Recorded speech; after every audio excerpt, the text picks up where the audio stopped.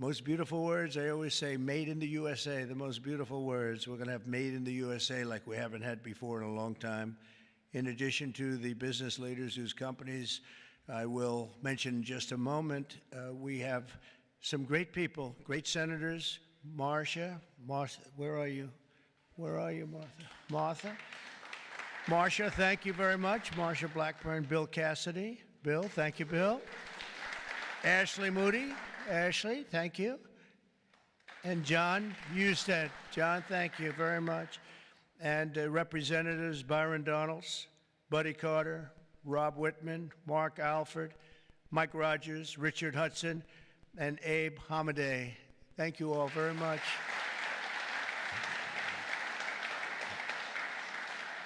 We have Mike Kehoe, governors, Jim Pillen, Kevin Stitt, Mike Dunleavy, along with numerous other members of my cabinet, and I want to thank you all for being here. How come my cabinet has such good locations? You should have given them up to the business leaders. We want their money, you know.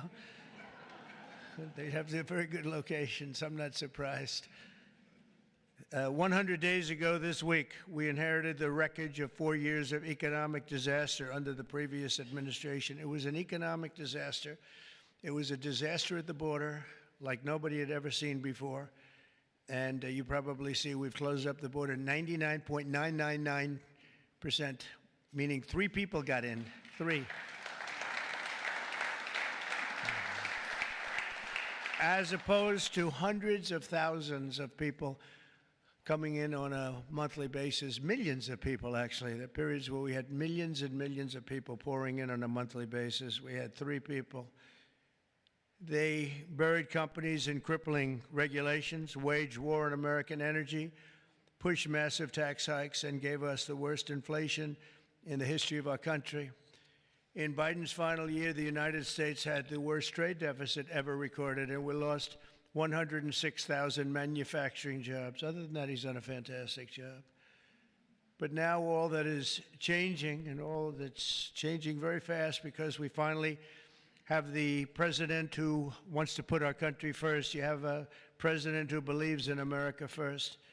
In the first quarter GDP numbers just out today, core GDP, now we're removing distortions from imports, inventories, and government spending, was up plus 3%. But this is Biden's economy because we took over on January 20th. And I think you have to get us a little bit of time to get moving, but this is the Biden economy. But we still had and we've had a lot of things happen since November 5th that helped this economy because it was indicating a strong private sector growth, and it only started after November 5th. The private sector started really heating up after the election. Even though I wasn't there, people knew what we were going to be doing, and the private sector growth was actually very good. Very importantly, gross domestic investment was up an incredible 22%, which they had never seen before. Every new investment, every new factory, and every new job created is a sign of strength in American economy and a declaration of confidence in America's future. We really do. We've never seen anything like this. Even Samsung, whose name isn't mentioned here, but I heard that they announced this morning that they're going to be building a very big plant because they want to be able to beat the tariffs. It's the only way to beat them. The entire Trump economic agenda is about making it easier to do business in America, to create jobs in America, to hire American workers, and to build your factories here in America, not in China or any other country. And we're dealing with many, many countries right now, I will say, and I think I can say for Scott and for Howard and for some of the people that are dealing, there are too many to handle. I mean, to be honest with you, I'd love to hire some of the people running these companies. Boy, would you do a good job. I could have Jensen negotiate. He'd blow my people away, wouldn't you? I think even Howard would say that. Howard would say, we'll take them. He'd blow them away with big deals. One deal would be the end. That would be it. But we've terminated the Green New scam. It was a scam. And halted tens of billions of dollars of money, wasteful deficit spending. It was like throwing money right out the window. And in the coming weeks, we'll pass the largest tax cuts in American history.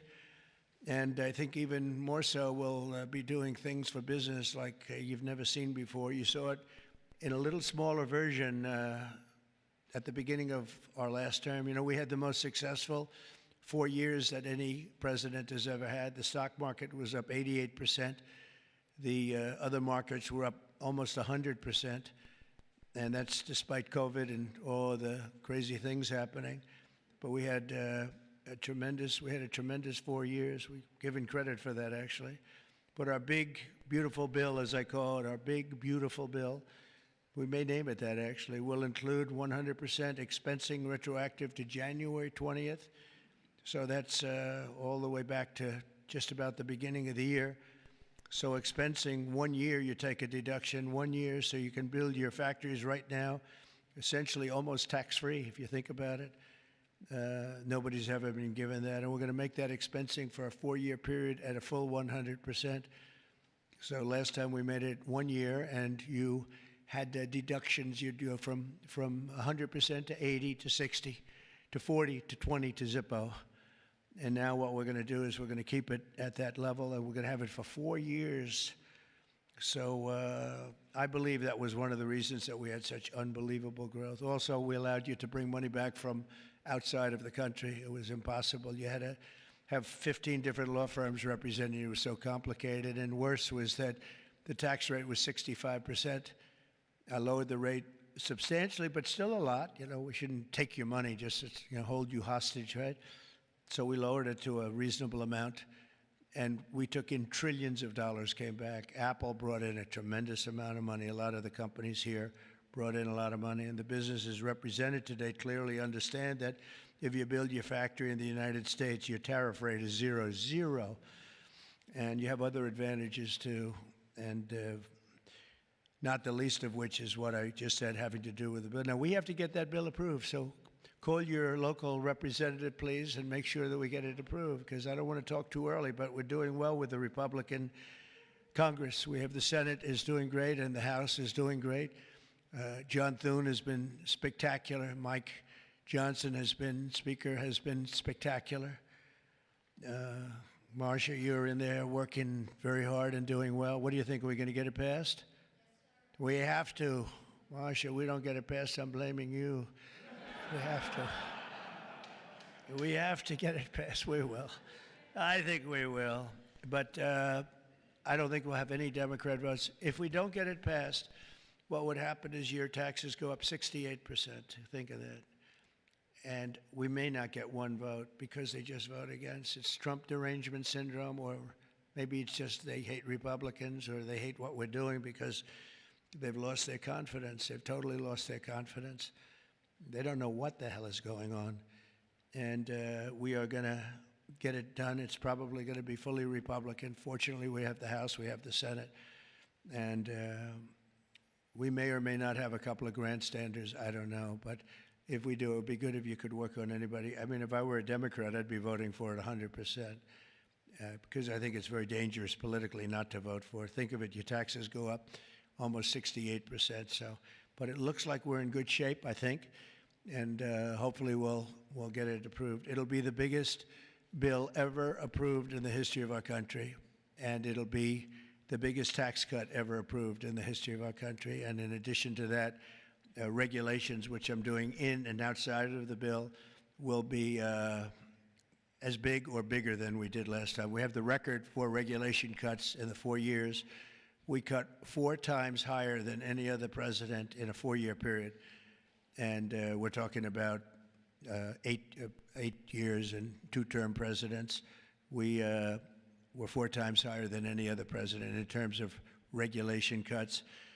And I went to a friend of mine who happens to be in the room, one of the biggest business leaders. I won't mention him because I don't know, maybe he'll like it, maybe he won't. I said to him, so have you had your choice between the big tax cut last time and the big regulation cuts, which were the biggest, again, the biggest we've ever done? I would have said taxes, but he would have said regulation. I said, which was more important to you? And he said, if I could only have one, yeah, if you could only have one, he said, most important would have been regulation. The regulation was more important than the tax cut. And I mean, we cut your taxes from almost 40% down to 21%. Now we're bringing your taxes down from 21% to 15% if you build your product, make your product in the USA. So if you make it in the USA, those chips, those beautiful chips, we'll make those suckers in the USA, and you're going to be all the way down to 15%. And I think there's never been anything like it. So now we're at the lowest scale for a large country, by far the lowest scale. Our pro-jobs, pro-American economic policies are a major reason that businesses around the world have announced $5 trillion of investment since November 5th, and now we think it's up to plus 8 trillion, and they're really coming in. They're really coming in fast. Some of them don't bother calling us. Some of them don't even want meetings. They just start their plants and start their factories. I want to express my tremendous appreciation to the business leaders here. You are really an amazing group. This is a who's who. I don't want to say, there's an expression if something ever went off, the entire industry would be wiped out, but I won't say that. I want to think very positively, and that could never happen here, could it?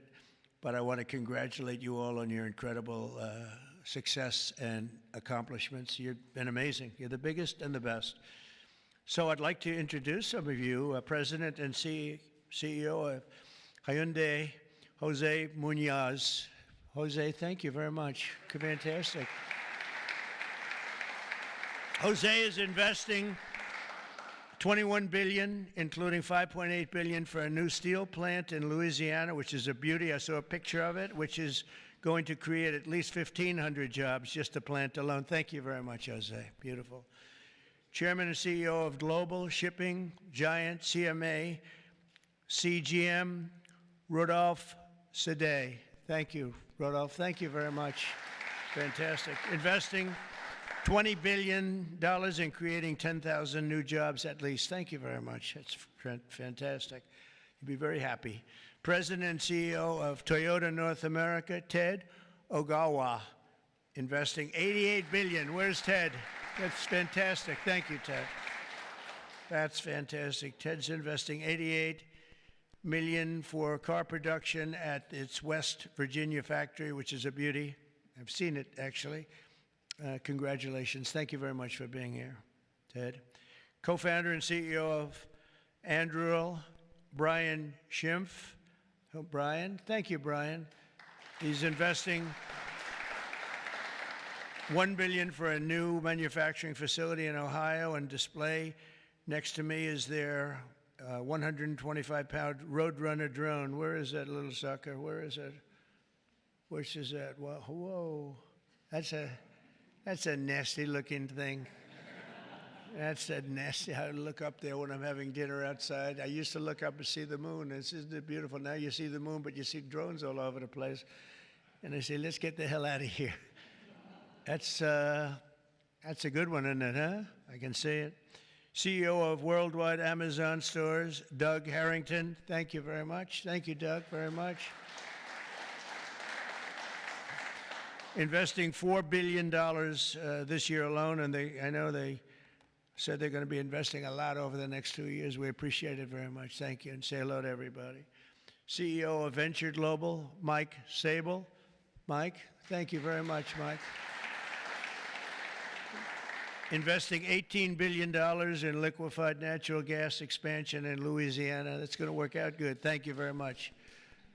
President and CEO of Siemens USA, big company. Barbara Humpton. Thank you, Barbara. Thank you very much. Investing $285 million. Executive Global Chairman of Pratt Industries, friend of mine, Anthony Pratt. He's investing $5 billion.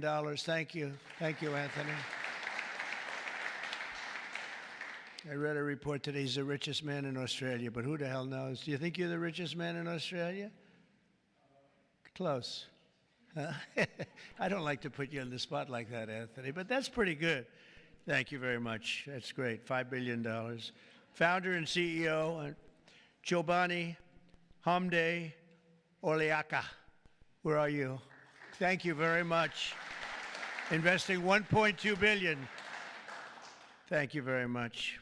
CEO of Bell Brands USA, Yvonne Girard. Yvonne, thank you very much. Thank you very much. $350 million. President of Schneider Electric North America, Amr Paul. Amr, thank you very much. Investing $700 million for energy infrastructure in its largest investment in its 135-year history. Chairman and CEO of Johnson & Johnson. Oh, I know, I've heard of that company, huh? Yeah, my hair looks so beautiful because of your product. Joaquin Duato, $55 billion manufacturing plant and research and development and technology. Thank you very much, $55 billion. That's a lot. But you got to catch up with Apple and some of the others. We got to get you to make a little, you one of the few companies that could do that, right? Chair and CEO of Eli Lilly, a great guy. Every time I talk to him about drug prices, he sweet talks me. He tells me about the middleman. The middleman keeps telling me about the middleman. By the time I leave the meetings, I was telling my people, I say, gee, he's giving us a great bargain. You know, but David, you have done some job. David Ricks, you have done some job. I'll see you later, too. $27 billion, doubling its manufacturing investment in the U.S., and he's got a very hot topic right now going, don't you? This stuff is doing really well, isn't it? Really hot company. Thank you very much, David. CEO of Novartis, Vas Narasimhan, and that's $23 billion. Thank you. Thank you very much. Thank you, Vas. CEO of Genentech, Ashley Mugargi, $50 billion. Whoa, that's a lot of money. Good, thank you, Ashley. That's a big one. CEO of AbbVie, Rob Michael, $10 billion. Thank you very much. Thank you, good company. President and CEO of Thermo Fisher, Mark Casper, $2 billion. Thank you, Mark, very much. Chairman and CEO of Merck, great company, Rob Davis, $9 billion. Thank you very much, Rob. Chairman and CEO of Abbott, Robert Ford, $500 million. Thank you, Robert.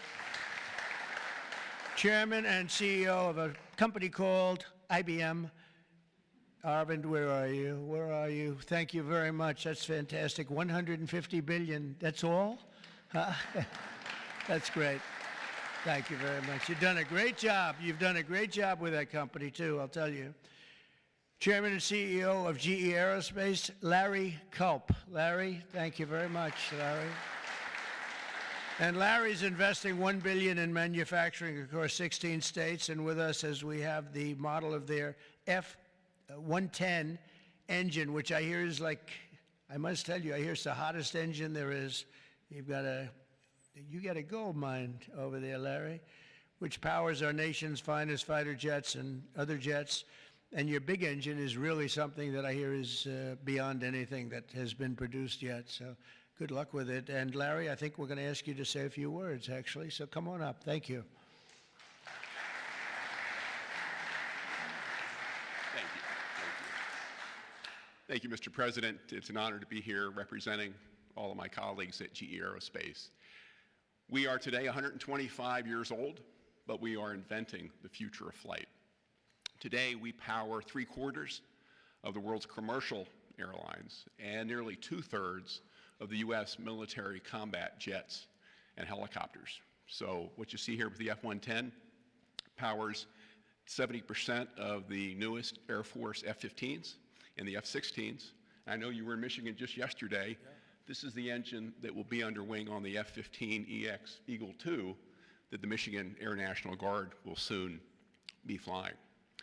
We're excited about what's happening at our company. We're investing $1 billion this year, as the President said, across 16 states, not only in our manufacturing footprint, but with so many of the small and mid-sized businesses that constitute our supply chain.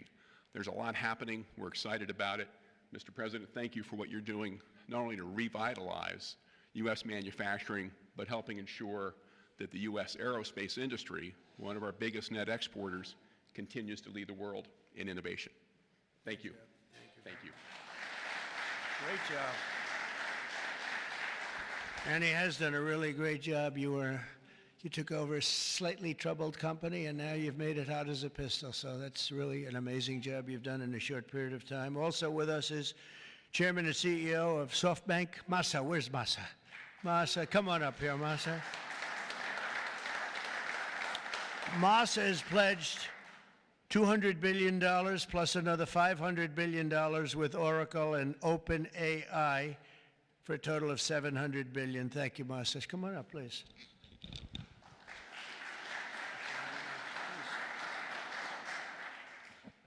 Well, first time of Trump administration, we made an announcement, commitment, $50 billion. We delivered $70 billion over 4 years last time. This time, I tried to commit $100 billion, and President Trump said, "Oh, Masa, go for more." so we did the $200 billion commitment, and then right after that, we SoftBank, OpenAI, Oracle, and MGX together, we announced $500 billion investment. This is the largest investment for infrastructure in the United States, investment.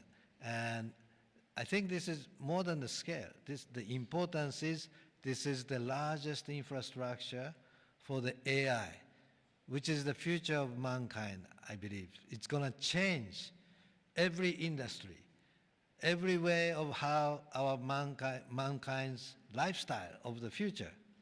I am committed. U.S. is the center of innovation. U.S. must continue the leadership of AI. Thank you very much. Thank you. Thank you very much. Great honor. Thank you very much, Masa. Been a friend of mine for a long time. These guys are mover. We got to say, you are really something. It's great. We appreciate it too. It's great spirit, great genius.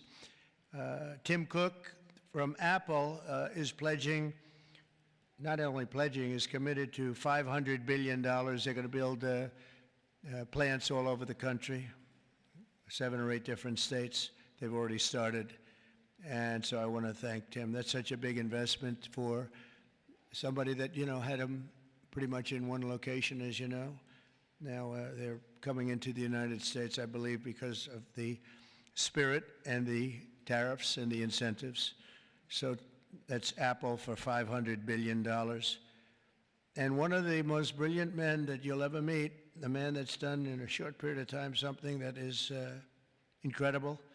He's the founder, CEO, and president of NVIDIA, Jensen Huang. He's producing up to $500 billion over the next 4 years to manufacture the most powerful AI chips entirely in the USA for the first time ever. Jensen, would you come up and say a few words? This is a smart cookie.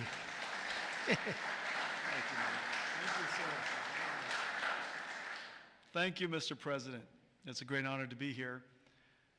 NVIDIA reinvented computing for the first time after 60 years. In fact, Ervin at IBM knows quite well that the computer has largely been the same since the 60s. The IBM System 360 described really quite perfectly the computer that we use today. Central processing units, operating systems, the separation of hardware and software, I/O subsystems, multitasking. All of the words that we use to describe computers today were really invented in 1964, the year after my birth. Well, after all this time, we've reinvented computers again. This is what a processor looks like. It's on the right there. People say it's a GPU. That's one GPU unit, and it's 70 pounds, 60,000 parts, 10,000 watts. In order to manufacture it requires probably a couple of hundred companies in the supply chain. It is so heavy that it requires robotics to do. It's so precise. And just to test a supercomputer requires a supercomputer. And we're going to build NVIDIA's technology, the next generation of that, all here in the United States. Without the president's leadership, his policies, his support, and very importantly, his strong encouragement. And I mean his strong encouragement. frankly, manufacturing in the United States wouldn't have accelerated to this pace. Manufacturing isn't about low-cost labor anymore. Manufacturing is about technology. And most of the factories that build these systems today are the most advanced factories in the future. And we're going to use artificial intelligence and robotics and omniverse digital twin technology to make it possible for us to create the factories of the future. And we ought to build it right here. The really amazing thing is that this computer is the engine of a whole new industry. And this new industry is called artificial intelligence. And this new industry is a manufacturing industry in itself. That's a factory machine. Just as several hundred years ago, the dynamo was invented, water would come in and electricity would come out. Now electricity goes into this machine and incredible tokens come out, artificial intelligence. In order for this industry to thrive, we need to build these systems, of course, but we also need a progressive growth and industry-oriented energy policy, which this president has really put his weight behind. I really appreciate that. Without energy, we can't possibly have new growth industries. And we now have the backing of the administration, the backing of President Trump to support the creation of a whole new industry. This industry is going to enable a whole bunch of other industries. What we now call the AI infrastructure is going to revolutionize every industry that we know. All of the many CEOs in the room today are great partners of ours for that reason. We're working on artificial intelligence for many industries, from healthcare to drug discovery to life sciences, financial services, education, so many different industries. And that's going to be possible because we have the fundamental infrastructure here in the United States. And so I want to thank you, sir, for everything that you've done and the strong encouragement and the great policies that make it possible for us. Thank you, sir. Very much. Thanks.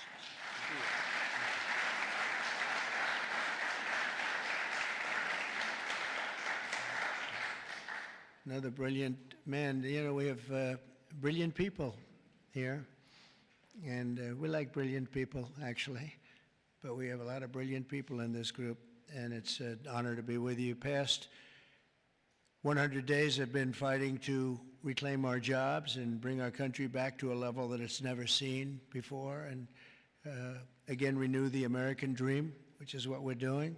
We have tremendous spirit.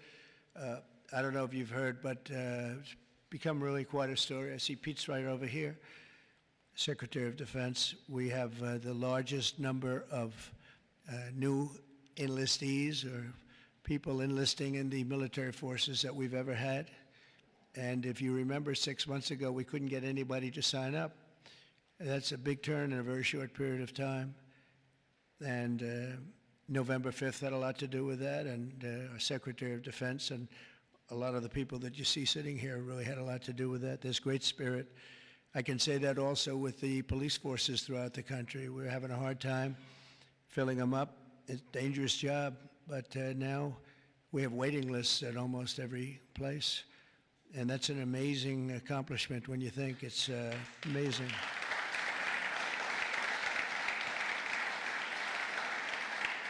And when I first came here, you remember just 3 months ago, I came in and they started screaming. The fake news was screaming. They were going crazy about eggs. I don't know about eggs. What's with eggs? Tell me.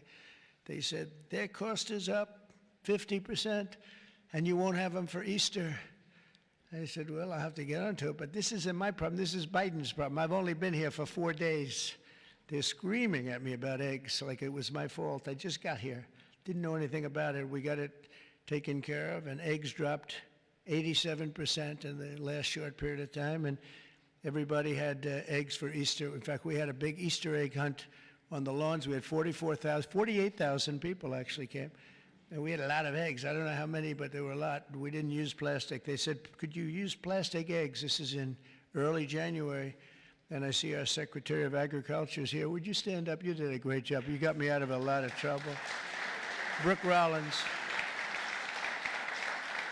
She got me out of a lot because they were trying to blame me for eggs, and I didn't know anything about it yet. Explain it to me. But we had plenty of eggs, Brooke, right, for Easter. There was no dearth. And we have another man in the audience who's maybe the most important man in the room because he's the head of the Environmental Protection Agency, meaning he's the one that approves all your plants.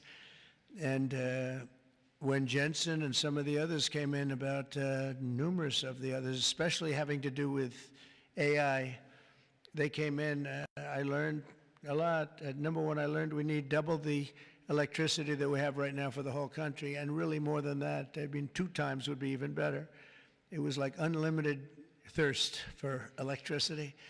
And at first I said, you know, how's that possible? But that's, whatever it is, it's possible. That machine that you say you can barely lift is, I guess, it sucks up a lot of energy.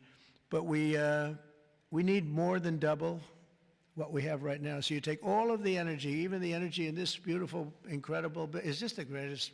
I mean, no matter, I don't care where you come from with your $50 billion plant, the White House is the White House, right? You got to see in the Oval Office. If you want to take a trip down to the Oval Office, any of you, you come down with me. I'll show you a beautiful office. It'll blow your beautiful offices away. They'll stop and they'll say, for a lot of other reasons, but it's a beautiful place. And if you want to, I'm serious, you can do that. But I told Jensen, I told Tim, I told everybody that's building these very big, incredible plants, really plants of the future. They were talking about hooking into the grid. I said, well, you know, the grid is old, and it's subject to mishap. Things can happen, including storms and much worse than storms. And if you want, I'll let you build your own utility plant, your own electric plant along with your building. You can build it inside of the plant or you can build it outside of the plant. And I went to Lee Zeldin right here and I said, Lee, we got to get fast approvals for these people. You know, they're going to do the best job. They're going to have the best engineers, the best everything. We'd like to have them build their electric for them. They don't have to go outside. You become a utility. You become a great producer of electric, and if you have any extra, you put it back into the grid if you want, or you sell it back in. But you're going to be able to build, so this way we don't have to worry about do we have enough, because if you look at California, they have brownouts, blackouts, and everything else. They don't know what the hell they're doing. Governor doesn't have a clue. But the last thing you want to do is be hooking up to the California grid so that we can go in and you'll say, gee, we have to close down the factory for a couple of days. We have a little brownout going on. So you're going to be able to build your own plant and produce as much electric as your beautiful heart's desire. And that'll be something that nobody's done before. And we're going to ask Lee to get those approved very quickly. And he'll get it approved before you can even imagine. He's great. He's great. He knows the difference. You know, you can take years to get those approved. I would say previous to us, it would be years and years. Or you could take weeks to get them approved, and it'll be just as good. But they don't play games, and they're going to get it done, and they'll get it done very quickly. So that's going to be a big help because you're going to have unlimited energy, unlimited electricity. And I think it's going to really, we want to stay number one. We're number one right now by a lot. I will say this, if I didn't get elected, I would say get out of the AI business fast. Get out of all business fast, probably. Maybe get out of the country fast, because this country was heading in the wrong direction, but now it's heading in the right direction. I think it's the most consequential 100 days in the history of our country in certain ways. We had an editorial from a group that normally wouldn't give good editorials to people like me, and they said he's the most consequential president because of what he's doing with all of these policies that you're reading about, long beyond the electricity and the plants, having to do with many other things like secure borders and all of the many, many things. I could go down and name them. We're gonna be getting tremendous amounts of drug and pharmaceutical companies going to be pouring into the country. They're going to have to. They're going to have to, and we're going to give them a lot of time to do it. But after that, there's going to be a tariff wall put up. And they won't be happy about it, but they'll be happy if they start building right now. Right now, it's going to be build, and after a certain period of time, it's going to get tougher, and then it's going to be real hard to do business in this country. So for the pharmaceutical companies, chip companies, a lot of different companies, we're all set to really grow. Groceries are down. The grocery prices are down. Gasoline prices are down. We had some gasoline selling for $1.98 a gallon just recently in 3 different states over the last 2 days. It was at $4, and it was higher than that in some places. It was over $5. We have it way down. Energy prices are down all over the country. Mortgage rates are actually down slightly, even though I have a guy in the Fed that I'm not a huge fan of, but that's all right. These are minor details. Don't tell him I said that, please. As the cameras rock and roll back there. No, I mean, he should reduce interest rates. I think I understand interest a lot better than him because I've had to really use interest rates. But we should have interest rates go down. It would be positive, but it's not going to matter that much because ultimately what we're creating has much more to do with other things than it does just pure interest rates. But it would be nice for people wanting to buy homes and things. The prescription drug prices just saw the largest monthly decline ever recorded. So, David, I'm having a little bit of an impact, at least on you, as I browbeat this guy. And he looks like he's 25 years old. He has this massive company, Eli Lilly, and it has no impact on him whatsoever. But I just see this number just came out. It's the largest monthly decline ever recorded. Yeah, but it's probably about 2%. You know, they did that to make me feel a little bit better.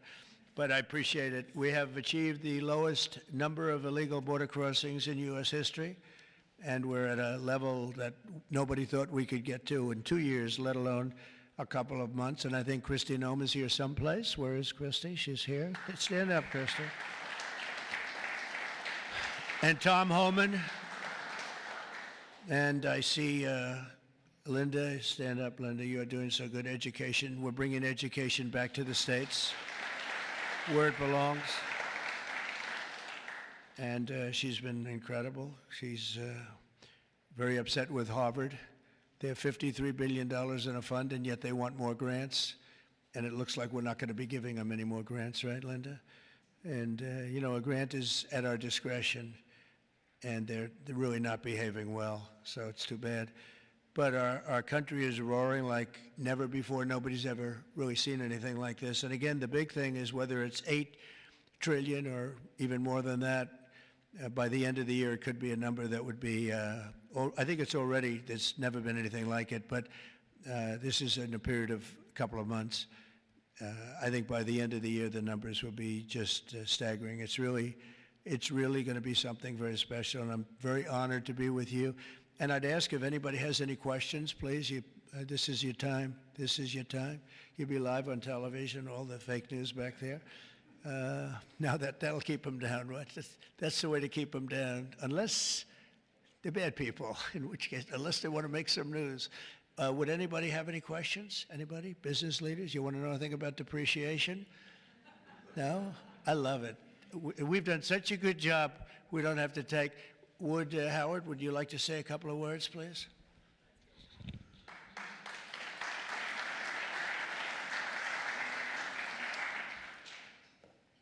The president talks about $8 trillion coming into America. And there's only one reason it's coming in. It's because he's finally set an industrial policy for the United States of America. We are the greatest economy in the world. We finally have a president who understands that we need to reindustrialize. We need to be made in America, made in the USA. And you feel it. You feel it with these leaders. You feel it across all your peers. Everyone feels it. It's coming back to America, and we are going to be rocking. So thank you, sir. Great job. Great job. So thank you very much, everybody. And for the business leaders, if any of you would like to come down to the Oval and say hello, if you've never seen it, if you have seen it, just go home and enjoy your lives, count your money. But if you'd like to come down, I'm heading down there now. And again, thank you very much, everybody. Pam, you're doing a fantastic job. You're doing a fantastic job. Thank you very much. Thank you, everybody. Thank you.